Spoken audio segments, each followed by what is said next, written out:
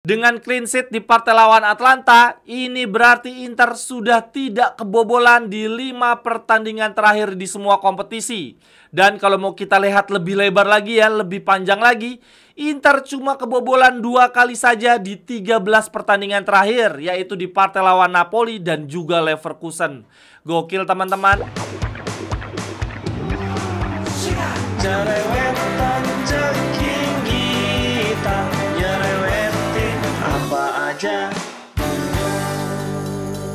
Teman-teman yang sedang kalian saksikan saat ini adalah Cerewetin Inter. Apa kabar teman-teman semua? Semoga dalam keadaan sehat, selamat berakhir pekan. Seperti biasanya, setiap selesai pertandingan, gua akan cerewetin data fakta menarik dari pertandingan tersebut dan juga statement-statement dari sesi konferensi pers.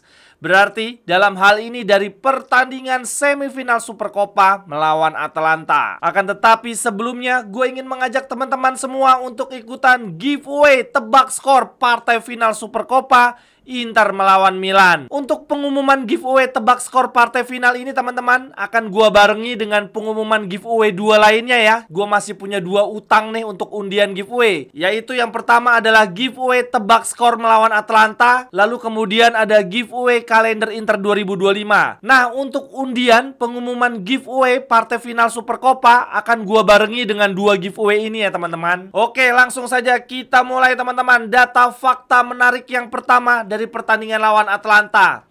Di sini teman-teman semua rasa-rasanya udah tahu ya bahwa di pertandingan tersebut Marcus Thuram mengalami cedera dan bahkan di jeda pertandingan dia ditarik keluar. Nah, ini dari berbagai media yang gua baca diceritakan bahwa ketika jeda pertandingan, ketika pemain-pemain lain sedang istirahat ya di ruang ganti, itu Inzaghi meminta Marcus Thuram untuk kembali ke lapangan untuk pemanasan, untuk memastikan apakah pahanya masih mengalami rasa sakit atau tidak. Sebetulnya saat itu Marcus Thuram bilang bahwa dia sudah tidak merasakan rasa sakit apa-apa. Akan tetapi Inzaghi adalah tipikal pelatih yang sama sekali tidak mau mengambil risiko. Akhirnya dia tetap menarik keluar Thuram dan menggantinya dengan Taremi. Lalu kemudian kemarin teman-teman, Marcus Thuram melakukan cek medis ya untuk melihat ini kondisi pahanya bagaimana. Walaupun sebelumnya banyak yang memberitakan bahwa Marcus Thuram tidak akan melakukan cek medis ya, karena dianggap itu adalah cedera ringan saja, cukup beristirahat maka akan sembuh. Akan tetapi kemarin ternyata tetap melakukan cek medis dan hasilnya cukup mengkhawatirkan teman-teman. Sky Sport bilang begini, Marcus Thuram diperkirakan akan melewatkan final Supercoppa Italiana melawan Milan, karena dari hasil cek medis menunjukkan bahwa dia mengalami sedikit ketegangan otot di pahanya.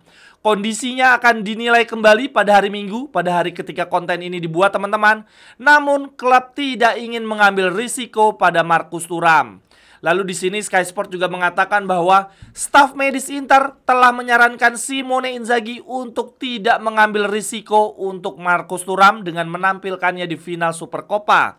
Namun Inzaghi akan mengambil keputusan akhir menjelang pertandingan. Aduh, ini adalah kehilangan yang sangat besar karena Marcus Thuram menurut gue jimat kita juga nih ketika melawan Milan ya. Dia mencetak gol-gol indah dan penting ketika melawan Milan. Tapi ya sudahlah, nggak apa-apa dia absen di final Supercoppa. Yang penting cederanya nggak kambuh lagi, lalu dia bisa bugar terus sampai dengan akhir musim. Dan lagi pula teman-teman, dari sisi Milan kemungkinan besar mereka akan tampil tanpa Leo ya. Leo sedang cedera, waktu partai lawan Juve dia juga tidak bermain. Nah, ini ada potensi 50-50 Leo bisa tampil di partai final atau tidak. Ya semoga tidak main. Lalu kemudian lanjut, data fakta menarik berikutnya lagi dari partai lawan Atalanta. Gol tendangan gunting dari Dumfries teman-teman kemarin di partai lawan Atalanta adalah gol pembuka kelima Denzel Dumfries untuk Inter. Jadi ini maksudnya teman-teman, Dumfries sudah 5 kali menjadi pencetak gol pertama Inter dalam sebuah pertandingan. Dan kalau dilihat-lihat sejak musim lalu, ini di layar teman-teman bisa lihat ya, adalah pemain-pemain yang paling sering menjadi pencetak gol pembuka bagi Inter di sebuah pertandingan.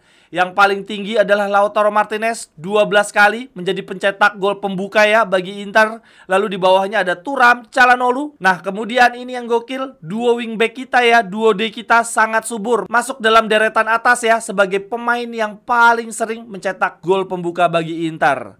Lalu kemudian di bawah mereka ada Arnaud Toffee. Lalu kemudian lanjut, data fakta menarik berikutnya lagi teman-teman. Dengan tambahan 2 gol melawan Atalanta, Kini Dumfries berada di urutan 3 pemain yang paling banyak mencetak gol non penalti bagi Inter. Yang paling atas ada Thuram, di musim ini sudah mencetak 13 gol non penalti ya. Lalu di bawahnya ada Lautaro Martinez dan yang ketiga adalah Dumfries. Lalu untuk golnya Dumfries teman-teman, total di musim ini Dumfries sudah mencetak 5 gol 2 assist di semua kompetisi.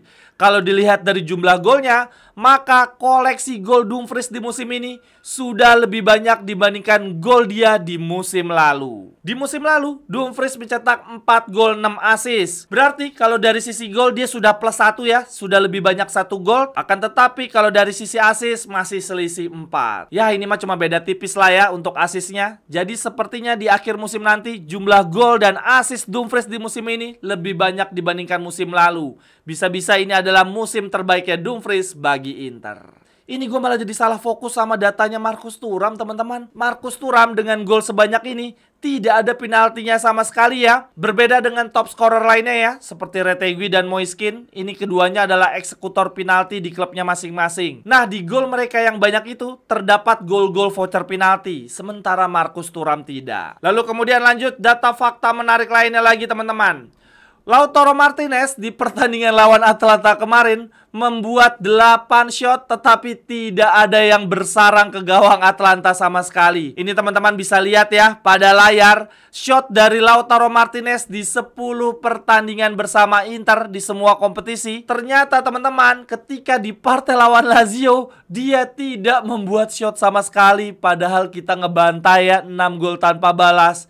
Di pertandingan tersebut Lautaro tidak ada shot sama sekali. Akan tetapi teman-teman menurut gua di 10 pertandingan terakhir walaupun Lautaro Martinez sangat jelek dalam produktivitas gol, bahkan itu shotnya di partai lawan Leverkusen, Lazio dan Udinese jumlah shotnya Lautaro Martinez 0. Ya gimana mau mencetak gol? Akan tetapi menurut gua jumlah shot dan jumlah gol Lautaro Martinez ini tidak mencerminkan apa yang terjadi di lapangan. Di pertandingan-pertandingan tersebut Lautaro Martinez terlibat aktif dalam permainan ya, terlibat dalam build up dan juga punya defensive contribution yang sangat bagus. Kenapa gue menekankan hal ini teman-teman? Karena gue ingin membandingkan dengan Vlahovic ya. Kalau teman-teman lihat partai Juve lawan Milan di Supercoppa kemarin, buset deh Vlahovic jelek banget. Dia bukan cuma kesulitan membuat shot dan gol, tetapi juga tidak terlibat aktif dalam permainan. Dia lebih banyak stay ya, berdiam di area kotak penalti, menunggu umpan-umpan manis. Sementara Lautaro tidak seperti itu ya, walaupun jumlah shot dan golnya sama-sama seret, tetapi setidaknya dia gigih tetap berkorban untuk tim ya. Dia rajin turun, terlibat dalam build up dan juga memberikan tekanan-tekanan bagi pemain lawan. Dan itu adalah kelebihan Lautaro Martinez yang membuat dia tetap masuk starting line up-nya Inzaghi ya, walaupun dari sisi produktivitas sedang drop. Lalu kemudian lanjut data fakta menarik lainnya lagi teman-teman. Dengan clean sheet di partai lawan Atalanta, ini berarti Inter sudah tidak kebobolan di 5 pertandingan terakhir di semua kompetisi. Dan kalau mau kita lihat lebih lebar lagi ya, lebih panjang lagi, Inter cuma kebobolan 2 kali saja di 13 pertandingan terakhir, yaitu di partai lawan Napoli dan juga Leverkusen. Gokil teman-teman. Dan bahkan kini teman-teman, Yann Sommer adalah kiper di 5 liga besar Eropa yang paling banyak clean sheet-nya. Top Marco, top Yann Sommer. Padahal ya teman-teman, di awal musim ini lini belakang kita jadi sorotan, penuh dengan kritikan. Terlebih Yann Sommer salah satu yang dianggap penampilannya buruk ya di lini belakang kita. Sekarang jumlah clean sheet-nya malah lebih banyak dibandingkan Maignan dan Di Gregorio. Oh ya teman-teman, ngomong-ngomong soal Di Gregorio, kemarin di partai semifinal Juve melawan Milan, Di Gregorio mainnya jelek banget. Itu 2 kebobolannya Juve menurut gua adalah andil besar dari Di Gregorio. Yang pertama ada penalti dari Pulisic, mengarah ke tengah saja, sudah ketepis, tapi karena tangannya kurang kuat, bolanya tetap masuk ke gawang. Nah yang paling parah adalah yang kedua ya, gol bunuh dirinya Gatti. Jelas itu bukan kesalahan Gatti, gak jelas banget itu Di Gregorio, jaraknya terlalu jauh ya sama gawang. Dia sepertinya bersiap ya untuk memotong umpan crossing, tetapi nyatanya bola justru mengenai kaki Gatti, mengarah ke gawang, dan apesnya Di Gregorio justru out of position. Bagi teman-teman yang ingin mengajak kerjasama bisnis atau membeli jersey serta merchandise lainnya, silakan hubungi nomor gua yang ada di kolom deskripsi. Kemudian lanjut yang berikutnya lagi teman-teman, gue mau bacain statement-statement menarik dari sesi konferensi pers. Yang pertama ada dari Jan Bisek, dia bilang begini teman-teman. Mungkin kami agak terkejut dengan perubahan pendekatan line up dari Atlanta hari ini, tetapi itu bukan masalah. Kami telah mencapai final dan mari kita lihat apa yang terjadi di partai final nanti. Lalu kemudian jurnalisnya bertanya, Anda ingin melawan Milan atau Juventus? Kemudian Jan Bisek bilang begini, kami hanya ingin menang, tidak peduli akan melawan siapa. Saya yakin kami akan menang. Lalu kemudian Jan Bisek ditanya, apa pendapat Anda tentang gol spektakuler dari Dumfries? Jan Bisek bilang begini, dia sendiri bahkan tidak tahu bagaimana caranya. Tetapi serius, kami sangat senang untuknya. Itu adalah gol yang luar biasa. Kami menang dan itu adalah yang paling penting. Perkembangan Anda sejauh ini menakjubkan. Apakah Anda masih bisa berkembang lagi? Kemudian Jan Bisek bilang begini, tentu saja di semua aspek saya masih bisa berkembang. Anda selalu bisa berkembang. Saya sudah banyak berkembang secara defensif, tetapi saya ingin mencetak lebih banyak gol dan ingin lebih berbahaya di kotak penalti lawan. Impian back macam apa kok malah pingin berbahaya di gawang lawan ya teman-teman. Dan saat ini saya berada di jalur yang tepat. Lalu kemudian yang berikutnya ada statement dari Denzel Cristiano Dumfries teman-teman. Dia bilang begini, saya senang dengan kemenangan ini dan juga performa pribadi saya. Tetapi yang paling penting adalah keberhasilan tim. Kemudian yang berikutnya jurnalisnya bertanya, ketika Anda mencetak gol kedua, Anda selebrasi seperti Maicon. Apa maksudnya? Kemudian Bisek bilang begini, Maicon adalah legenda. Saya hanya senang bisa mencetak gol seperti dia. Itu saja.